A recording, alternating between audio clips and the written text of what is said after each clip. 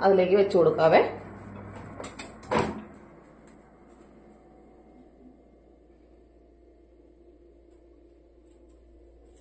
ഇതിൽ ഗ്രില്ല് നടക്കുന്നത് നമ്മുടെ ഓവനില് മുകളിൽ ഒരു കോയിലുണ്ട് കേട്ടോ. ആ കോയിൽ ചൂടായിട്ടാണ് ഗ്രില്ലിന്റെ ഓപ്ഷൻ ഇതിൽ നടക്കുന്നത്.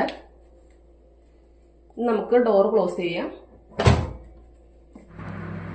ഇനി നമ്മൾക്ക് ഗ്രില്ലെന്നുള്ള ഓപ്ഷൻ നിൽക്കുക. അത് ഒന്നുകൂടെ വീണ്ടും നിൽക്കുക.